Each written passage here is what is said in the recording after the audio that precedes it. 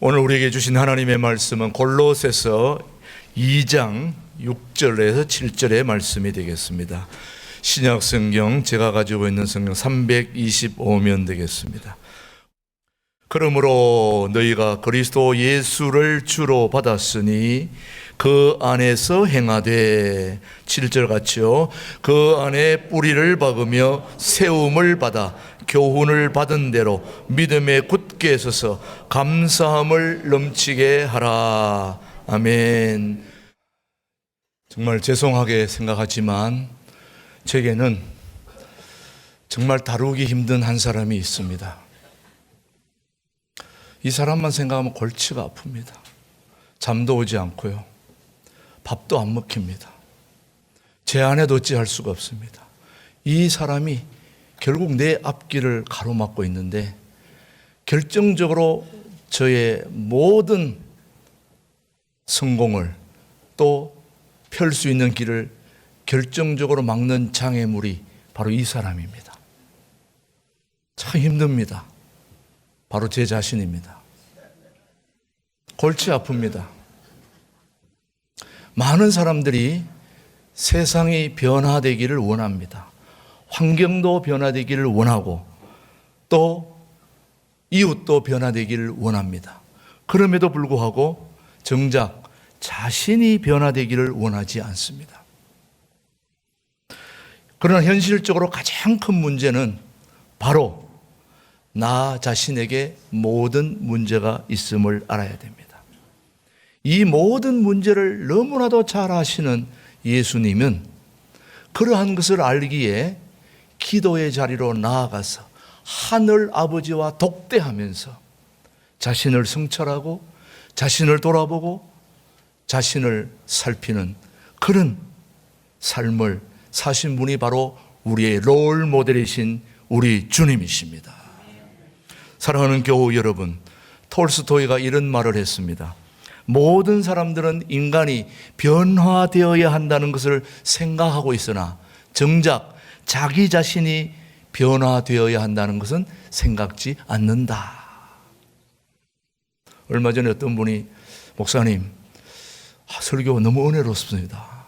감동받았습니다. 그러면서 그 뒤에 말이 중요해요. 이 말씀을 우리 남편이, 우리 아들이 들어야 되는 말씀인데 너무 안타깝습니다. 다른 사람에게는 적용하면서 본인에게 적용하는 것을 우리는 쉽게 용납하지 않는 그런 경우들이 많습니다. 바로 여기에 문제가 있는 것입니다. 우리는 다른 사람을 변화의 대상으로 삼지만 정작 자기 자신은 변화의 대상으로 보지 않는 것이 문제인 것입니다. 우리는 세상을 변화시키기 전에 우리 자신을 변화시켜야 합니다. 누구보다도 우리 자신을 변화와 성숙의 대상으로 삼아야 우리의 이웃과 세상을 변화시킬 수 있기 때문입니다. 웨스트민스터 사원의 예배당에 있는 영국 국교회가 있는데 그 영국 국교회의 어느 주교의 묘비에 써 있는 말입니다. 묘비는 죽은 사람한테 써놓는 글이잖아요. 거기에 어떤 글이 적혀 있냐면 한번 들어보십시오. 이분이 이렇게 써놓았습니다. 자유를 만끽하며 무한한 상상의 날개를 활짝 펴던 어린 시절에 나는 세상을 변화시키겠다고 하는 꿈을 가졌다. 그런데 점점 나이가 들고 철이 나면서 세상이 그렇게 호락호락하지 않을 것이라는, 변하지 않을 것이라는 사실을 발견했고 그만큼 내 꿈은 점점 작아져서 우리나라만이라도, 세계가 아닌 우리나라만이라도 바꿔야 되겠다, 변화시켜야 되겠다고 결심을 했다. 그러나 또한 그것도 가당치 않은 일이었다. 황혼기에 접어들었을 때 나는 마지막 죽을 힘을 다해 내게 가장 가까운 사람들, 가족들만이라도 변화시켰으면 좋겠다 했지만은 슬프게도 내 뜻대로 되는 사람이 한 사람도 없었다. 내 무덤에 누운 지금에서야 문득 깨닫는다. 내 자신을 변화시켜 본보기가 되었더라면 내 자신을 변화시켜 본보기가 되었더라면 가족을 변화시킬 수 있었으리라는 사실을, 그러면 그들의 변화의 용기를 얻어 우리나라를 좀 더 나은 곳으로 바꿀 수 있었고, 그것 때문에 온 세상까지도 변화시킬 수 있었을지 모르겠다. 결국 무슨 말입니까? 누가 변해야 된다는 겁니까? 내가 변했더라면 이 세상을 변화시키는 것도 정확히 말씀드리면 나 자신을 변화시키는 것으로부터 시작된다는 말씀이에요. 우리가 잘 아는 마하트마 간디는 굳이 이분이 말 안 했더라도 당신이 이 세상에서 변화시키고 싶은 대상은 바로 당신 자신이 되어야 된다. 이만큼 우리 자신을 변화시킨다는 것이 얼마나 어렵고 힘든지 모릅니다. 저와 여러분을 변화시킨다는 것이 쉽습니까? 어렵습니까? 어렵다는 거 우리 너무나 인정하시죠? 인정하시지 않습니까? 그러기에 우리 자신을 변화시키는 것은 정말이지 하나님이 도와주셔야 되는 것입니다. 하나님이 도와주지 않으시면 우리 별대로 변하지 않습니다. 변할 수도 없습니다. 오늘 본문 말씀은 그런 점에서 우리 자신을 변화시키려면 어떻게 해야 되는지, 세상을 변화시키고 성숙한 저와 여러분이 되기 위해서 어떻게 해야 되는지 그 변화의 시작을 오늘 말씀에서 우리에게 알려주고 있습니다. 골로새서 2장 6절입니다. 다시 한번 보십시오. 그러므로 시작. 그러므로 너희가 그리스도 예수를 주로 받았으니 그 안에서 행하되 그 안에 뭘 박으며 뿌리를 박으며 세움을 받아 교훈을 받은 대로 믿음에 굳게 서서 감사함을 넘치게 하라. 변화와 성숙을 위해 우리가 할 수 있는 일은 바로 뿌리를 내리는 것입니다. 뿌리를. 뭘 내리는 것이라고요? 뿌리를 내리는 것입니다. 그런데 그 뿌리를 누구에게 내려야 할까요? 바로 예수님 안에 뿌리를 내리는 것입니다. 우리는 외적 환경이나 조건을 변화시키기 이전에 보이지 않는 곳에 뿌리를 깊이 내려야 한다는 것인데, 그렇다면 예수 안에 뿌리를 내린다고 하는 이 의미는 무엇을 의미할까요? 사도 바울은 지금 이 말씀 속에서 우리 인간을 나무에 비유하고 있습니다. 나무에, 변화와 성숙을 위한 풍성한 열매를 맺는 나무에 우리를 비유하는데, 나무라고 해서 다 풍성한 열매를 맺는 것이 결코 아닙니다. 나무는 반드시 이걸 잘 만나야 됩니다. 여러분이 딛고 있는 이곳입니다. 뭘까요? 땅입니다. 나무는 땅을 잘 만나야 풍성한 열매를 맺게 되어 있습니다. 제주도를 다녀오신 분들은 알겠지만 가면 맛있는 뭐가 있습니까? 귤이 있습니다. 감귤. 맛있는 감귤이 퉁퉁하게 잘 큰 감귤이 있는데 그 감귤이 똑같은 땅인데도 옥토가 좋은 땅을 만나면 그렇게 맛있고 달콤한 귤이 생산되는데 척박한 땅에 심어놓으면 조그만 탱자가 나온다는 것입니다. 탱자 여러분 먹어보셨죠? 쓰고 먹기도 힘든 고통스러운 그 탱자는 바로 땅이 좋지 않아서 생긴다는 거예요. 똑같은 감귤나무인데도 귤이 열리는가 하면 탱자가 열리기도 한다는 거예요. 우리 두레 마을에 견학을 오시는 분들이 요 뒤에 땅이 공터가 있는데 저기에는 뭘 할 겁니까? 물어서 제가 얘기했습니다. 거기는 도마도를 심을 것입니다. 도마도 한 그루에 5,000개 달리는 그 도마도를 심을 겁니다. 근데 아니 도마도에 무슨 5,000개가 달립니까? 여러분 경주에 가보시면 경주 입구에 투명으로 지어놓은 하우스에 실제로 도마도 나무를 심어 놓았는데 한 그루에 5,000개가 달린 걸 제가 사진으로 꼭 보여드리면 좋겠는데 못 보여드리네요. 엄청 달렸습니다. 나는 이 종자가 특별한 종자인 줄 알았어요. 아, 도마도 이거는 이렇게 많이 달리는 종자구나 생각했는데 그게 아닙니다. 똑같은 종자인데도 어떤 데는 10개, 100개, 50개 달리는데 여기는 5,000개 이상이 달리는 거예요. 그것은 어디에 달려 있느냐? 바로 땅의 문제인 것입니다. 땅을 잘 가꾸면 거창에 가면 포도가 2,000송이 한 그루에 달리는 나무가 있어요. 여러분 인터넷 지금 검색하시면 바로 나옵니다. 네이버에 다음에 한번 검색해보세요. 2,000그루 나오는 그 포도나무, 그게 결코 종자가 다른 게 아닌 것입니다. 땅이 비옥하고 땅이 잘 되면 그런 곳에 그런 종자가 심어지면 그렇게 많은 열매를 맺게 되는 것입니다. 우리도 마찬가지입니다. 우리 인생의 근본이시고 우리 인생의 모든 걸 공급해 주시는 살아계신 예수님께 뿌리를 내리면, 거기로부터 자양분을 공급받으면 얼마나 풍성한 열매가 맺게 되겠습니까, 여러분? 그런데 그곳에서 공급받지 않고 세상에서 우리의 자양분을 공급받는다면 우리가 갖고 있는 모든 은사들을 다 발휘할 수 없게 되는 것입니다. 그러므로 우리는 누구에게 뿌리를 내려야 하겠습니까?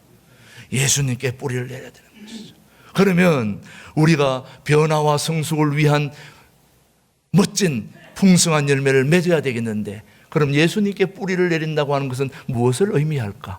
오늘 우리가 세 가지를 꼭 기억하시기를 바랍니다. 첫 번째, 예수님께 뿌리를 내린다고 하는 것은 첫 번째, 전적으로 하나님을 의지할 때에 변화와 성숙의 열매를 맺을 수 있습니다.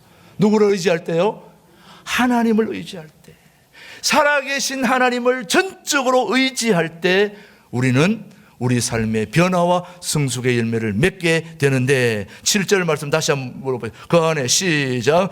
그 안에 뿌리를 박으며 세움을 받아 교훈을 받은 대로 믿음에 굳게 서서 뭐함이 감사함이 넘치게.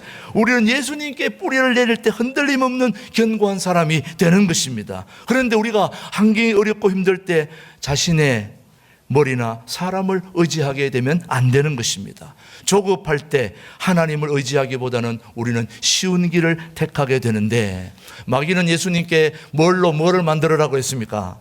돌로 떡을 만들으라고 했어요. 이거는 과정을 무시하는 거예요. 기초 없이 집을 세우는 것입니다. 뿌리를 내지 말고 열매를 맺으라는 것입니다. 하나님보다 마귀를 의지하고 순식간에 성공하라는 것입니다. 하나님의 원리와 법칙을 따르지 말고 지름길을 택하라는 거예요. 여기 우리 동두천 세목길에 둘레길이 5km, 7km가 있는데, 저는 5km, 7km 가다가 시간이 급해가지고 지름길을 택해가지고 중간으로 내려오다가 온갖 넝쿨에 그냥 몸이 다 상했습니다. 지름길로 확 내려오려고 그러니까. 정상적으로 내려오면 괜찮은데 우리가 지름길을 택하다 보면, 과정을 무시하고 그렇게 하다 보면 우리 몸도 상하고 어려움을 겪게 되는 것입니다. 예수님은 말씀으로 이러한 마귀의 유혹을 물리치셨습니다. 오직 하나님 말씀을 의지하고 오직 하나님께 경배하는 그 길을 우리 하나님은, 우리 주님은 선택하셨고 하나님의 원리만을 따라 살기로 선택했습니다. 우리가 마귀의 유혹을 이기는 길은 한 가지 길입니다. 오직 전적으로 하나님만을 의지하는 것입니다. 하나님만을 의지하는 것. 성경에 나와 등장하는 모든 인물 가운데서 변화와 성숙의 열매를 맺은 사람들은 다 하나님께 심기운 나무와 같았습니다. 그들은 오직 하나님만 의지했습니다. 정말 하나님을 의지하지 않는 사람들이 어떻게 되는지 우리 말씀을 직접 찾아보십시다. 이사야서 다음에 예레미야가 있습니다. 예레미야서 17장 1077면 되겠습니다. 우리 다 함께 찾아보십시다. 예레미야서 17장. 거기에 보면 우리가 하나님을 의지하지 않고 세상을 의지할 때에, 사람을 의지할 때에 어떻게 된다는 것을 적나라하게 우리에게 보여주고 있습니다. 예레미야서 17장 5절 말씀입니다. 자, 5절 말씀 한번 같이 보십시오. 여호와께서 시작. 여호와께서 이와 같이 말씀하시니라. 무릇 누구를요? 사람이 육신으로 그의 힘을 삼고 마음이 여호와에게서 떠난 그 사람은 뭘 받을 것이라? 예, 사람 믿고 육신을 믿는 사람들은 저주를 받을 뿐만 아니라 6절 말씀 시작. 그는 사막의 떨기나무 같아서 좋은 일이 오는 것을 보지 못하고 광야, 간조한 곳, 건건한 땅, 사람이 살지 않는 땅에 누구를 의지하면 그렇게 됩니까? 사람 의지하고 혈육 의지하면 이렇게 되는데, 우리는 살아계신 하나님을 전적으로 의지하는 사람은 또 어떻게 되느냐? 바로 그 7절입니다. 그러나 시작. 그러나 무릇 여호와를 의뢰하는 그 사람은 복을 받을 것이라. 그는 물가에 심어진 나무가 그 뿌리를 강변에 뻗치고 더위가 올지라도 두려워하지 아니하며 그 잎이 청청하며 가무는 해에도 걱정이 없고 결실이 거치지 아니함 같으니. 얼마나 소중한 말씀입니까, 여러분? 사람을 의지하는 사람들은 그 길이 다 망하고 안 되는 것이지만 전적으로 우리 하나님을 의지하는 길은 너무나 잘 되는 길입니다. 여러분은 어디로 가시겠습니까? 정말 우리에게 주는 소중한 말씀, 하나님만 의지해야 됩니다. 하나님만 신뢰해야 됩니다. 우리 옆에 있는 분하고 한번 서로 인사합시다. 하나님만 신뢰합시다. 예, 죄송하지만 사람은 사랑의 대상이지 신뢰의 대상이 아닙니다. 옆에 있는 사람을 믿으면 절대 안 됩니다. 사랑의 대상입니다. 믿어가지고 큰 코를 다칩니다. 아무리 여러분에게 잘해주는 사람도, 뭔가 있는 사람도 결국은 나한테 도움이 안 됩니다. 왜? 그걸 알고 있어야 되는 겁니다. 내 옆에 있는 사람은 사랑의 대상이고 서로 용기와 위로와 격려의 대상이지 우리의 믿음의 대상이 아니고 우리의 의지의 대상이 아닌 것입니다. 아내도 남편도 절대로 믿어서는 안 됩니다. 사랑해야 됩니다. 사랑의 대상이지 믿음과 의지의 대상이 결코 아니고 우리는 오직 한 분 하나님만 의지해야 우리가 살 수 있는 것입니다. 요셉도 다니엘도 사자굴에서 두려워하지 않고 오직 하나님만 의뢰했을 때에 사자의 입을 봉해서 그의 목숨을 건져주셨던 그 하나님은 2019년 9월 첫 번째 주일 오늘 예배드리는 저와 여러분도 동일한 역사와 능력으로 우리를 붙들어 주실 분이십니다. 자, 그러면 예레미야 17장 13절을 한번 보시면은 그런 하나님을 우리가 떠나면 어떻게 되는지를 한번 보십시오. 13절 이스라엘의 소망이신 시작.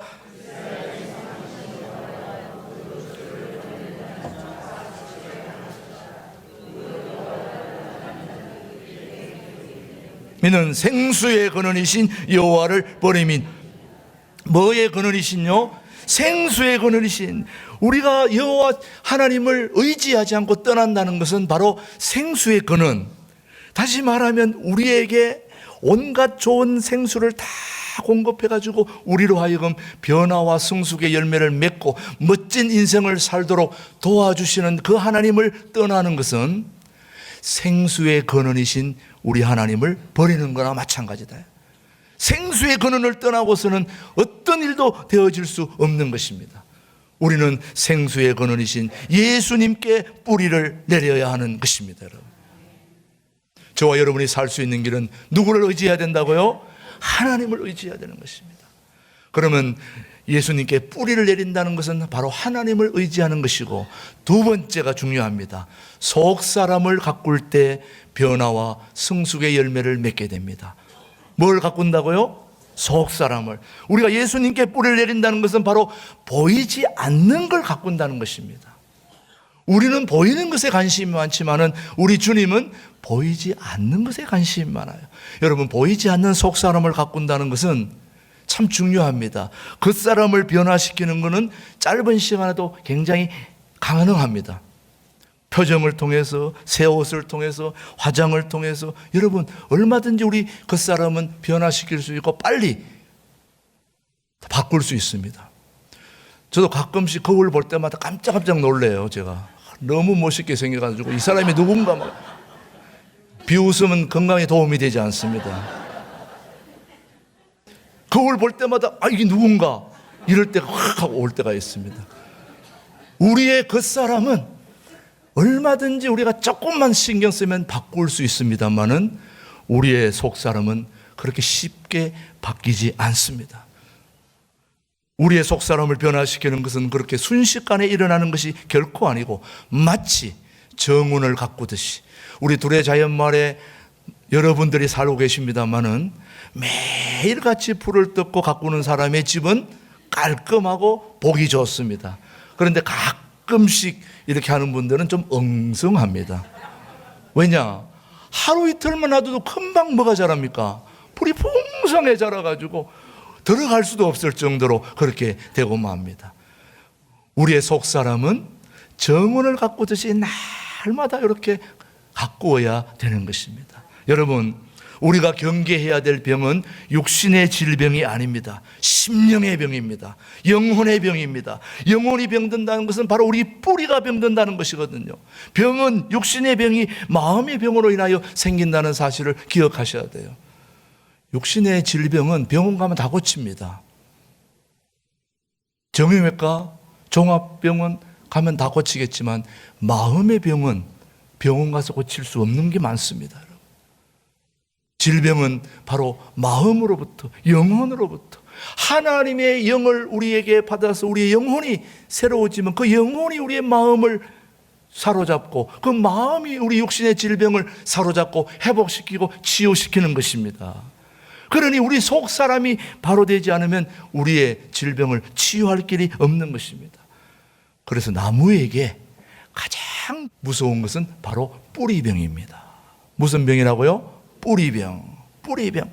뿌리병은 당장 눈에 띕니까? 안 띕니까? 안 띕니다. 그러니 시간이 지나면 서서히 그 정상으로 죽게 됩니다. 결국은 서서히 나무를 죽이고 우리가 나무가 병들었을 때 우리는 그 원인을 살펴보면 겉의 문제가 아니라 어디에 있다고요? 뿌리에 있는 것입니다. 우리 두레국제학교 앞에 보강토로 이렇게 쌓아놓은 곳에 이 보강토가 이렇게 구멍이 나 있잖아요. 그 보강토 사이에 구멍이 다 나 있는데 그 구멍에 흙을 메꿔 놨으니까 거기다가 무궁화 나무를 쫙 심어 놓으면 얼마나 좋을까. 무궁화 꽃이 피었습니다. 무궁화 꽃이 피었습니다. 쫙 하면 너무 좋잖아요. 그런데 그 무궁화 꽃이 우리 자연마을에 집사님 한 분이 무궁화를 쫙 심어 놨는데 어느 날 그 무궁화 나무가 거의 사라졌습니다. 왜 그랬을까요? 그 보강토 사이에 심었는데 그 뿌리가 시멘트에 닿으니까 그만 말라 죽고 말한 것입니다. 아니 멀쩡하게 이렇게 그런 무화나무가 다 사라져 버렸습니다. 그 뿌리가 거기 닿는 순간 이건 바로 뿌리의 문제인 것입니다. 우리 툴에 자연마을 그 뒤에 약초단지에 내려가면 트리하우스라고 나무 위에 집들이 있습니다. 그 트리하우스 그 위에 부분에 보면은 아주 우람한 소나무가 하나 쫙 서가지고 거기에 다른 나무들을 딱 지탱하고 서 있는데 결국 그 소나무가 죽고 말았어요. 그런데 왜 그 소나무가 죽었는지 알 수가 없었어요. 처음에는 몰랐어요. 왜 소나무가 죽었는지. 근데 나중에 그 소나무가 왜 죽었을까 다들 궁금했는데 알고 봤더니 바로 옆에가 아닌 약간 좀 떨어져 있는 곳에 콘크리트 작업을 했는데 그 콘크리트 작업이 결국 그 뿌리를 건드려 가지고 그걸로 인해서 그 우람한 소나무가 죽게 된 것입니다. 눈에 보이는 질병보다 더 중요한 것은 눈에 보이지 않는 뿌리병이 그 나무를 간음하게 되는 것입니다. 그래서 잠언 18장 14절에 이런 말씀이 있습니다. 사람의 심령은 그 병을 능히 이기려니와 심령이 상하면 누가 그것을 일으키겠느냐. 심령이 이렇게 중요한 것입니다. 육체를 위한 건강관리는 잘하지만 영혼 관리를 위해서 신경 쓰는 사람들은 그렇게 많지 않습니다. 육체의 건강은 영원한 문제를 해결해 주지 못합니다. 결국 영혼의 건강은 우리 마음의 육체와 모든 유익을 뿐만 아니라 영원한 세계까지 연결해 주는 것이 바로 영혼의 문제인 것입니다. 이 영혼의 문제, 이걸 잘 다스리는 사람이 지혜로운 사람입니다. 그 지혜로운 성도는 어떤 사람이냐? 보이지 않는 영혼을 잘 가꾸는 사람이 지혜로운 성도입니다. 우리 둘의 교우들은 지혜로운 성도가 되기를 소망합니다. 그런 사람들은 어떤 사람이냐? 보이지 않는 내면, 보이지 않는 마음을 잘 가꾸는 것입니다. 그래서 베드로전서 3장 3절로 4절에 보면 시간이 없기 때문에 많이 찾아보지 못한 제가 읽습니다. 너희 단장은 머리를 꾸미고 금을 차고 아름다운 옷을 입는 외모로 하지 말고 오직 마음에 숨은 사람을 온유하고 안전한 심령에 썩지 아니할 것으로 하라. 이는 하나님 앞에 값진 것이니라. 얼마나 중요한 말씀입니까? 그러므로 우리는 겉사람이 아닌 무슨 사람을, 속 사람을 가꾸는데 우리의 집중을 해야 된다는 말씀입니다. 자, 변화와 성숙을 위한 풍성한 열매는 누구를 의지해야 된다고요? 하나님을 전적으로 의지해야 되고, 겉사람이 아닌 속 사람을 잘 가꿔야 되고, 한 가지 더 중요한 것이 남아있는데, 변화와 성숙의 열매는 바로 예수님의 말씀의 뿌리를 내려야 되는 것입니다. 자, 예수님께 뿌리를 내린다는 것은 바로 말씀의 뿌리를 내리는 것입니다. 우리가 하나님을 의지할 때도 뭘로 의지합니까? 말씀으로 의지하는 것입니다. 속 사람을 가꿀 때도 뭘로 가꾼다고요? 말씀으로 가꾸는 것입니다. 우리가 예수님께 뿌리를 내리는 것도 말씀의 뿌리를 내리는 것입니다. 왜? 예수님은 말씀이기 때문에, 말씀 자체이기 때문에 예수님께 뿌리를 내린다는 것은 바로 예수님의 말씀에 뿌리를 내리는 것이고, 예수님을 의지한다는 것도 마찬가지 예수님의 말씀으로 우리의 마음을 가꾼다는 말씀입니다. 시냇가에 심은 나무는 시냇물에서 생수를 공급받게 됩니다. 그 생수가 무엇일까요? 바로 하나님의 말씀입니다. 시편 1편 1절에 복 있는 사람은 악인의 길을 쫓지 아니하고 죄인의 길에 서지 아니하고 오만한 자의 자리에 앉지 아니하고 오직 여호와의 율법을 주야로 뭐하는 자로다? 묵상하는 자로다. 저는 시냇가에 심은 나무가 시절을 쫓아 과실을 맺으며 그 잎사귀가 마르지 아니하고 그 행사가 다 뭐하리로다? 형통하리로다. 형통하는 사람은 바로 물가에 심기운 나무인 것입니다. 예수님께 뿌리를 내리고 있는 사람인 것입니다. 그런 사람이 바로 시절을 쫓아 과실을 맺으며 그 잎사귀가 마르지 않은 같이 그 행사가 다 형통하게 되는 것입니다. 우리 둘의 교우들은 그런 예수님의 말씀의 뿌리를 깊이 무리를 낼 수 있는 그런 교우들이 되기를 주님의 이름으로 축복합니다. 어떤 일이 있어도 세상 탓하지 마세요. 다른 사람 탓하지 마세요. 문제는 내 안에 있는 것입니다. 어떤 할아버지가 낮잠을 자고 났는데 집안에 치즈 냄새가 가득한 거예요. 무슨 냄새요? 치즈. 화장실에서 나나 싶어요. 화장실 가도 안다고. 부엌에서 누가 요리를 하다 치즈를 했나 또 보니까 그것도 아니에요. 이쪽 방에 가도 저쪽 방에 가도 온 집안에 치즈 냄새가 가득해서 이 밖에서 치즈 냄새가 나는갑다. 밖에 나가봤더니 밖에서도 치즈 냄새가 가득한 거예요. 이 도대체 어디서 이렇게 치즈 냄새가 많이 나는가 찾아봤더니 아무리 찾아도 못 찾았는데, 알고 봤더니 할아버지가 낮잠 자는 동안에 손자가 코에다 치즈를 발라놓은 거예요. 코에 치즈를 발라놓으니까 화장실에 가도 치즈 냄새, 이쪽 방에 가도 치즈 냄새, 저쪽 방 안에 가나 밖에 가나 다 무슨 냄새? 치즈 냄새. 내가 문제가 있으면은 어디를 가도 다 문제가 있기 마련인 것입니다. 여러분, 세상이 그렇게 변하는 게 아닙니다. 세상은 어제나 오늘이나 내일이나 똑같아요. 내가 바뀌어야 되는 것입니다. 인생도 마찬가지입니다. 우리 인생이 뭐 엄청 달라질 것 같지만 어제, 오늘, 내일 그렇게 다르지 않습니다, 여러분. 김진홍 목사님 막 존경해가지고 여기 왔던 사람들이 김진홍 목사님 가까이 가서 보니까 마음에 안 드는 게 있거든요.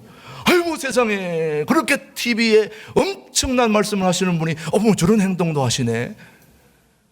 여러분, 얼마든지 할 수 있죠. 왜 못합니까? 사랑하는 교회 여러분, 변화는 내 속에서부터, 그분이 어떤 행동을 하든 그게 중요한 게 아니라 내가 그걸 보는 내가 중요한 것입니다. 내가 중요한 거예요. 치즈를 발라놓으면 온 세상 다 다녀도 치즈 냄새 나듯이 세상이 문제가 아니라 그 문제는 바로 내 안에 있다는 걸 명심하십시오. 사랑하는 교회 여러분, 생각을 바꾸는 일은 그리 쉬운 것이 아닙니다. 이 생각과 나의 마음속에 모든 걸 바꾸어 주실 분은 하나님이십니다. 하나님이 도와주셔야 되는 것입니다. 예수님께 뿌리를 내리는 영성을 우리는 대나무에게서 한번 배워볼 필요가 있는데, 어떤 농부가 자신의 농장에 대나무를 심고 기다렸습니다. 뭘 심었다고요? 대나무를 대나무를 심었는데 그 첫 해에도 싹이 안 났어요.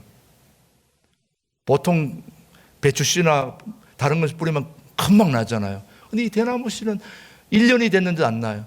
2년이 됐는데도 싹이 안 나요. 세 번째 3년이 되면 나겠지. 3년이 됐는데도 안 나는 거예요. 4년째 기다려봤어요. 4년째도 안 나더라고요. 근데 5년째 싹이 딱 나는데, 싹이 나자마자 5년 동안 싹이 안 나던 싹이 돋자마자 6주 만에 17m나 위로 올라갔어요. 이거는 바로 중국 동부에 있는 모소라는 대나무 종자인데, 이 대나무 종자의 특징은 뭐냐면은 뿌리를, 싹이 나기 전에 3, 4년 동안 뿌리를 내리는데 집중하는 게 바로 이 대나무의 특징이에요.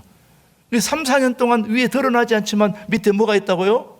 뿌리를 계속 넓혀가지고 뿌리가 충만했다가 싹이 나자마자 그 모든 뿌리로부터 자양분을 공급받으니까 17m나 확 올라가는 거예요. 저는 우리 주변에 살고 있는 이 동두천 세목길도 겨울이면 얼마나 황량합니까? 이파리 다 떨어지고. 여러분, 겨울에는 이파리가 나무에 있어요, 없어요? 없어요. 잎이 없기 때문에 겨울에는 나무가 활동을 하지 않습니다. 밖으로는 활동할 필요가 없어요. 잎이 없기 때문에. 그럴 때는 뭐 할까요? 밑에 뿌리에 집중하고 있어요. 뿌리를 충분히 단련시켰다가 봄이 돼가지고 싹이 올라오는 순간, 그때부터 막 순식간에 자랐는데, 여러분 한번 보십시오. 막 칡능풀이 얼마나 대단한지, 이 막 주변 길을 다 감고 난리칩니다. 제가 이 말씀을 묵상하면서 엊그제 돌아다니면서 가위를 가지고 이 칡능쿨을 뿌리 가까이서부터 팍팍 잘랐습니다. 팍 잘랐습니다. 이리 자르고 저리 자르고. 그렇게 막 난리 치면서 소나무를 감고 하던 뿌리들이, 칡능쿨이 뿌리 가까이 딱 하나씩만 잘라놨더니 맥을 못 추고 시들 싹 허물어져 버리고 말았습니다. 왜 그랬을까요? 조금 전까지만 해도 그렇게 막 활기를 쳤던 칡능쿨이 뭘 잘랐기 때문에? 뿌리를 잘랐기 때문에. 우리의 문제는 보이는 현상의 문제가 아니라 보이지 않는 뿌리병이 문제라는 것입니다. 다른 사람이, 세상이 변화되기를 기대하지 말고 내 자신을 새롭게 변화시키는 일에 우리가 집중하는 그 비결은, 첫 번째, 누구를 전적으로 의지해야 된다고요? 하나님을 전적으로 의지해야 되고, 말씀으로 하나님을 의지하고, 말씀으로 하나님을 전적으로 붙들고, 말씀으로 겉사람이 아닌 속사람을 가꾸고, 말씀에 깊이 뭐를 내려야 된다고요? 뿌리를 내릴 때, 저는 분명히 우리 동두천 두레교 교우들이 예수님께 뿌리를 깊이 내리는 그 시작이 우리 풍성한 변화와 삶의 시작이 될 것임을 저는 믿어 의심치 않습니다. 그런 멋진 신앙의 삶을 우리 살아가시길 주님의 이름으로 축복합니다. 기도하겠습니다. 하나님 아버지, 동두천 두레교의 모든 교우들이 하나님을 전적으로 말씀으로 의지하게 도와주시고, 말씀으로 우리의 겉사람이 아닌 속사람을 가꾸게 도와주시고, 예수님의 말씀에 뿌리를 든든히 내려 우리 삶의 변화와 성숙의 열매를 거둘 수 있도록 도와주시옵기를 예수님의 이름으로 기도드리옵나이다. 아멘.